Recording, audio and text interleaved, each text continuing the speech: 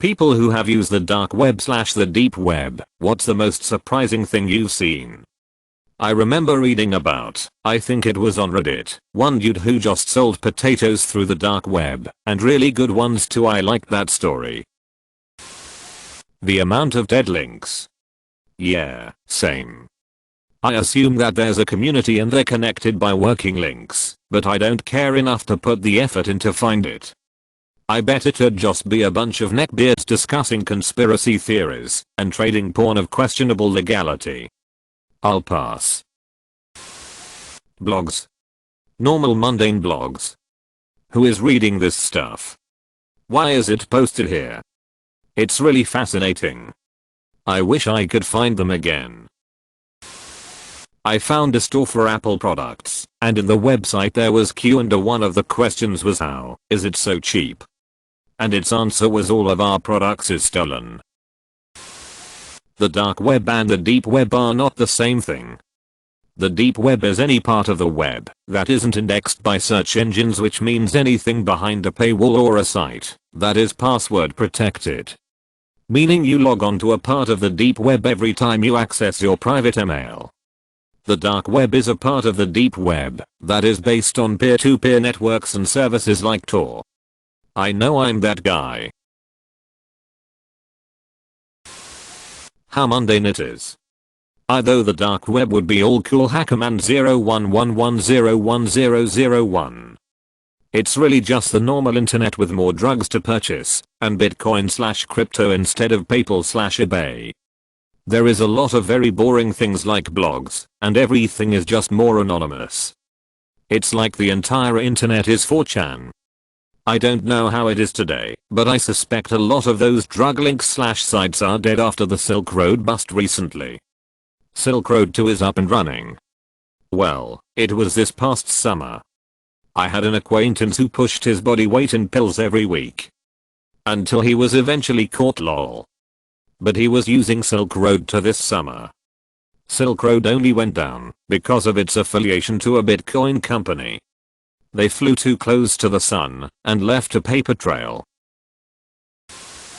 I found one service once upon a time that I usually mention when Tor comes up in conversation.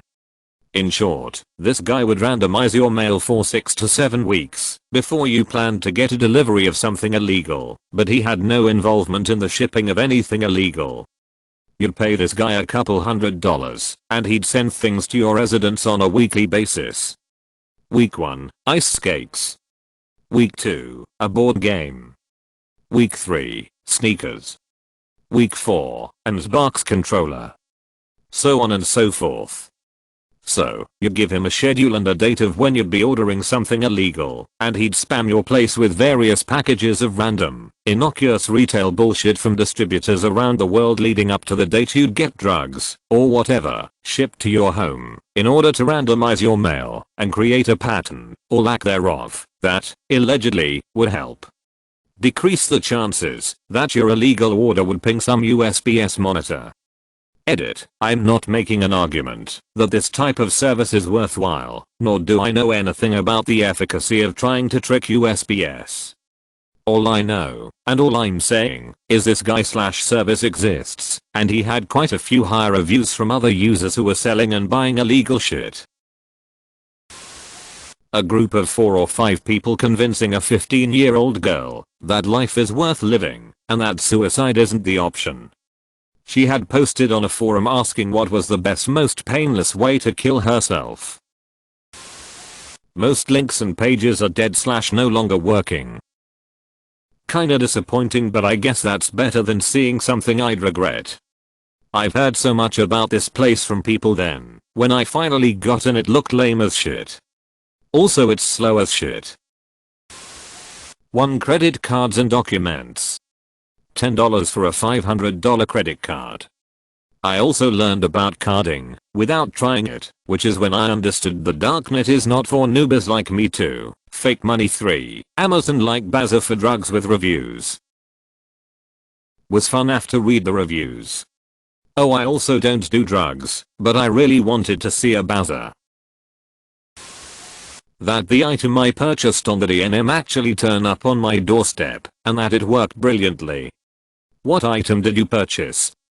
A taser. It is awesome, and comes in handy to have. Edit, a word.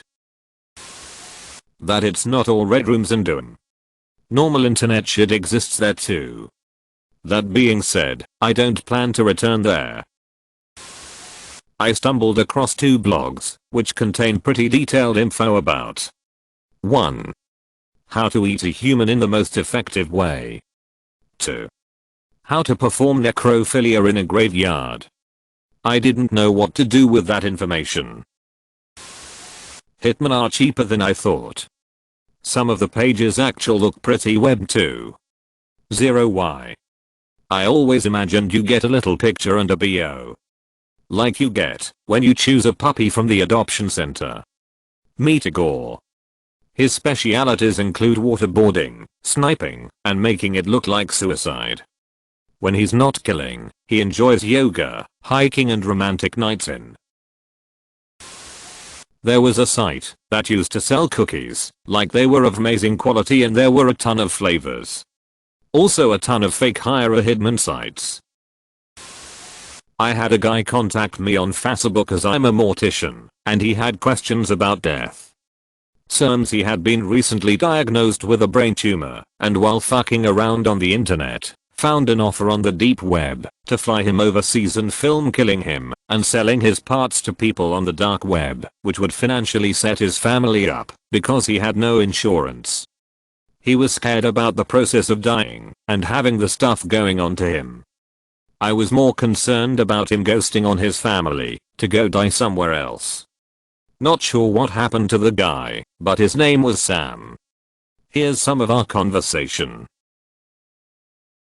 https://unga.com/gallery/nfut https://unga.com/gallery/6dnpi. Nice try, FBI.